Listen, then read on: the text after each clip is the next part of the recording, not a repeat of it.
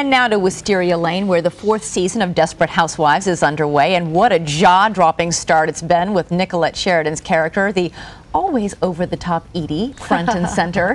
Here to dish about the new season is Nicollette Sheridan. Good to have you here. Thank you. You're just asking me what time I get up in the morning to do this show. I know. But I you think guys have early calls on the set, too. Yeah, you know, occasionally up at about 4:30, which is what you were saying. Where people roll in here, so you know what that's like. But you're live. The pressure's on. Well, we can mess up and then do it again. But you can be like Chris and say, have a great weekend at the beginning of the show, and we just laugh and it's all over.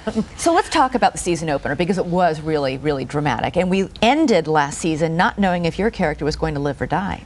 That's right. I had a gag order on me all summer. I was not allowed to speak a word of what was coming up in the new season. People would come up and ask you, do you make it? And you'd have to say... They did. Everybody was so concerned. And it was actually very, very heartwarming, because people were saying if Edie wasn't coming back, that they weren't going to watch the show. Really? Yeah. So what happened at the end of last season and at the season premiere when we find out that, in fact, you do live and survive?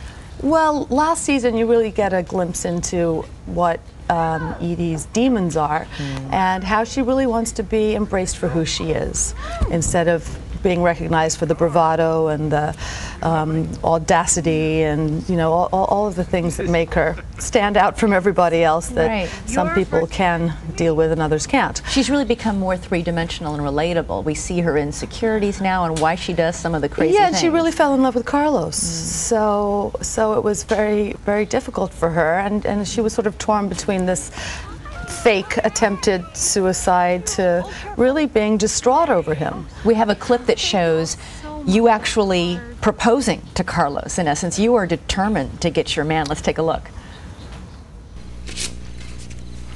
Open it.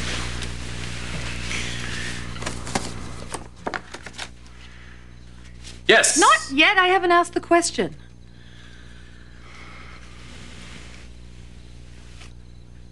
Will you marry me, Carlos Solis?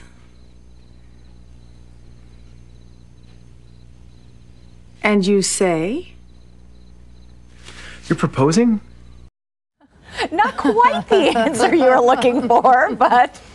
Yeah, Carlos, there's a love triangle going on at the moment, and well, Eva Longoria's character isn't quite sure yet that she's over him either, right? No. Yes. So Edie has some information on Carlos, and he's not going to get away as easily as he thinks he's going to. Well, therein lies the fascination with Edie. If she can't get her man the good old-fashioned way by asking her to marry him, she's going to blackmail him. This is why she's a favorite, Or maybe why the character that started off as a guest role turned into a regular starring role. I mean, you weren't originally going to be. Yeah, they weren't sure what they wanted to do with Edie, and the audience really embraced her.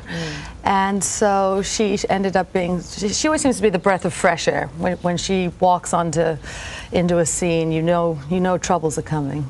This has been a big year for all of the cast members. Marcia Cross has given birth to twins. Eva Longoria got married to Tony Parker. You're engaged. Yes. When might we be seeing you walk down the aisle with Michael Bolton? We just can't figure out where we want to do it. Is that all there is? Yeah, I mean, there's a little bit of the time issue too. He works and has been traveling and touring all over Europe. Actually, he just got back. He's in New York. He's here. You guys are He's asleep in bed, waiting for me to come back. And you're here on Good Morning America. You could have brought him with you, I don't think he was going to be getting up for this, no. Well, Nicollette Sheridan, it's great to have you on the show as always, and great to see your character and all of her wiliness really taking center stage this year.